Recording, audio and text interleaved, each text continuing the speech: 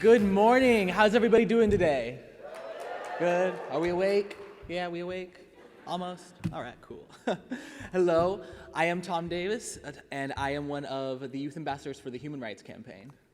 My name is Tamara Williams, and I'm also a youth ambassador for the Human Rights Campaign.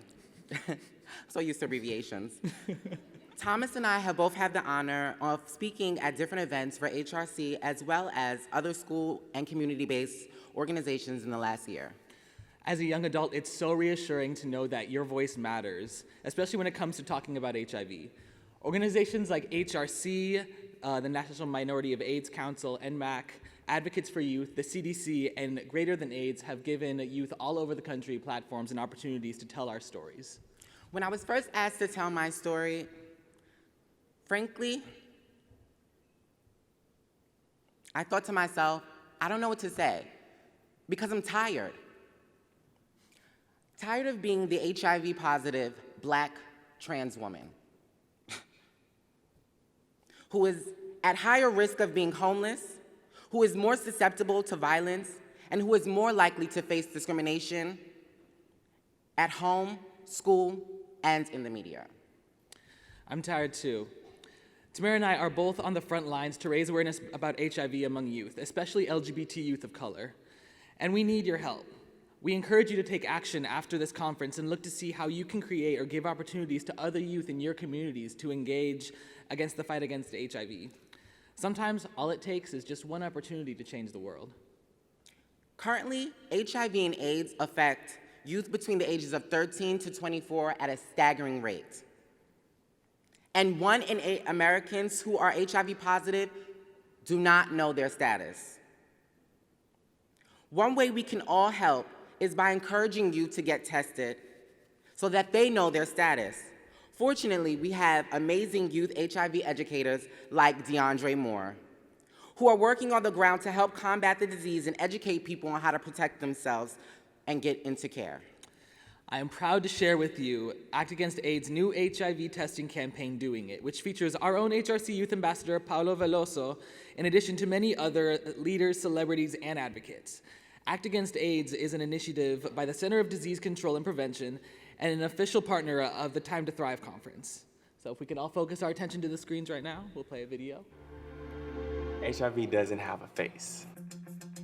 It can happen to anyone, anytime. It only takes one time. Why don't you want to know when it could affect not only you, but your family, your friends? It's not just about you, it's about your community. It's important to me, it's important to my partners, and it's important to my future. Getting tested is a small part of the conversation that should happen. There's a lot of stigma because we're so trained to think a certain way. And they think that HIV is such a distant thing. Like, first of all, it's not gonna happen to me. It's something that happens to other people. I grew up in a household where HIV and STDs were not talked about. That's just for gay people, you don't talk about that. When you know better, then you do better. So when you know your status, that might be the first step towards having a healthier life. Just knowing that I had the power to know my status. There's no greater feeling than walking out of there and you just feel like dancing and celebrating because you know you're free and clear and you've been healthy. What's important is that you get tested and you get tested regularly. Me and my boyfriend, we get tested. We're in a long distance relationship, so it's important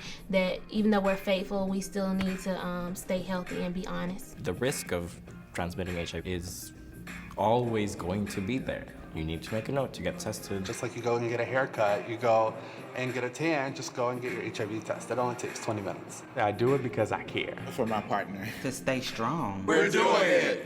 Are you?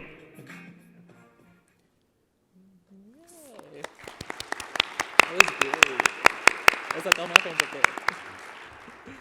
For more information, visit cdc.gov/doingit and join the conversation on social media using the hashtags #Act Against AIDS, and #doingit. You can also check out their booth in the exhibition hall.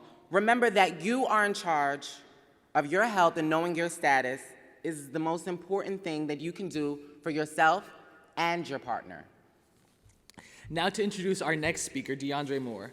Deondre was born in Beaumont, Texas, and he is currently a junior at Sam Houston State University in Huntsville.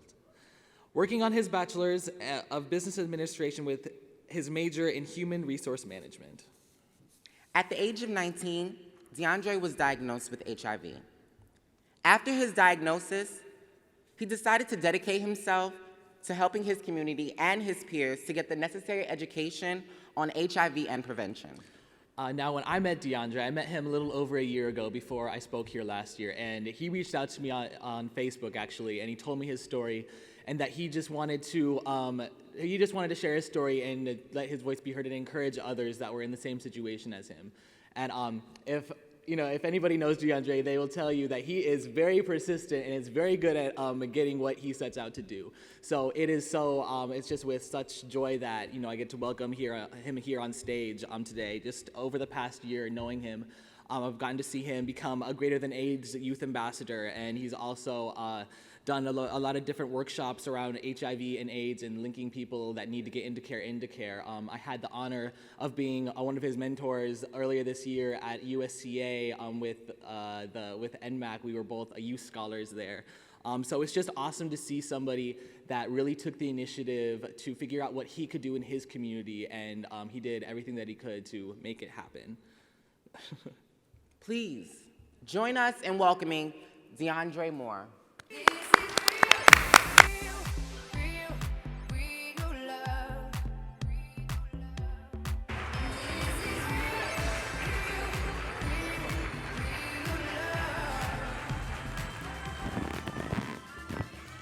Good morning, everyone. I hope you're all enjoying yourselves here so far. I'd like to take a moment to express my gratitude to those responsible for having me here this morning. To the man who introduced me to the Human Rights Campaign, Mr. Marvell Terry II, to the man who acknowledged my work and made it possible that I be able to speak here this morning, Mr. Vincent Pompey, and to Mr. Chad Griffin and the entire Human Rights Campaign team, I say thank you. There truly are not enough words to express how honored I am to be here this morning. I want you to think about the first time you fell in love. I need you to clear your minds, and I want you to think hard about the first time you fell in love with someone. I was 18 years old, and I fell in love with a boy for the very first time. I was head over heels, and there was no coming down off of it. I loved him, and he told me he loved me, so I believed him. The relationship was beautiful. I could literally see our life flash before my eyes every time I looked at him. I knew I was HIV negative prior to meeting this man, and we discussed that within the relationship, and he told me he was negative as well. And since we were in love, I had no reason not to believe him. Now, this relationship, like I said, was very beautiful, and it was amazing. But like most good things, everything eventually comes to an end. A few months after our relationship ended, I found myself in an emergency room by myself, throwing up blood, my body in excruciating pain all over, and my head would just not stop pounding. Now, my doctor said I had the flu, so they gave me some meds and they sent me on my way. However, a few weeks later, those same symptoms returned. Something in the back of my mind kept saying, Dre, you need to get tested. Now, I knew I hadn't been with anyone other than my ex-boyfriend, so I didn't have anything to worry about because remember, we were both HIV negative. But I also knew it was important for me to get tested because since young black gay men like myself are amongst the groups hit hardest by HIV, it was important to keep updated with my status. And I also wanted to be a leader to my friends so that they too would get tested. The day was April 21st, 2014. It was the day that changed my life forever. With the test results in hand, the doctor walked in, and he looked me in the eyes, and he said, Mr. Moore, I regret to inform you, but you have HIV. Those words echoed over and over again, and I thought to myself, there's no way that this can be true. I didn't know what to do or think, but in the back of my mind, I thought about a lady who was at home. Now, this is a lady I would give my life up for, because I know she would do the same. She's my motivation. She's the reason I go the extra mile in life. So now I'm sitting here and I have to drive 3 hours to go look my mother in the face and let her know that her baby has HIV. Now, if any of you feel the way I do about my mom, about yours, you can only imagine the pain and the hurt of having to look her in the face and let her know that. I knew something had to be done. I could sit around and blame my ex for putting me in this position, but that would not solve anything at all. So I decided to do something about the epidemic that has now become a big part of my life. My diagnosis sparked a newfound passion, inspiring me to help fight an epidemic that honestly should have ended long before I was even born.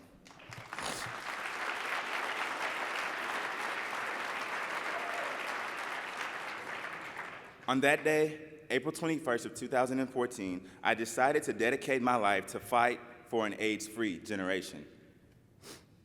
Today, I stand before you, 21-year-old openly gay black man living in America with HIV. I'm proud of who I am.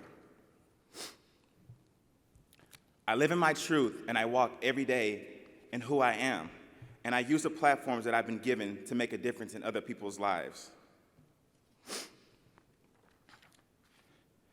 Everyone in this room has the power, and I believe the responsibility, to educate the LGBTQ youth in your lives and educate them about the importance of taking care of themselves and others, especially when it comes to sexual health and wellness.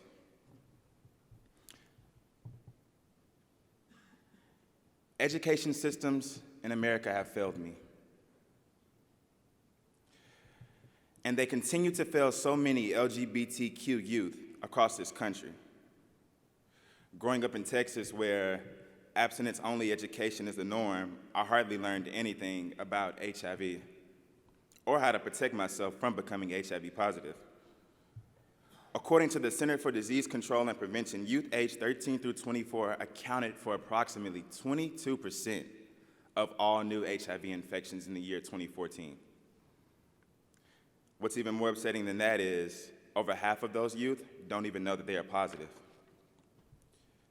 Now, more than ever, we have the tools to stop HIV in its tracks.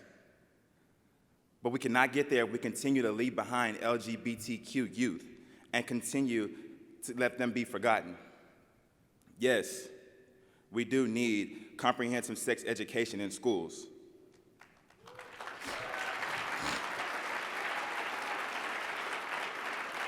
And we need the education that is inclusive of LGBTQ identities and relationships. But I want to remind everyone in this room that HIV prevention and education does not have to start nor stop in a classroom.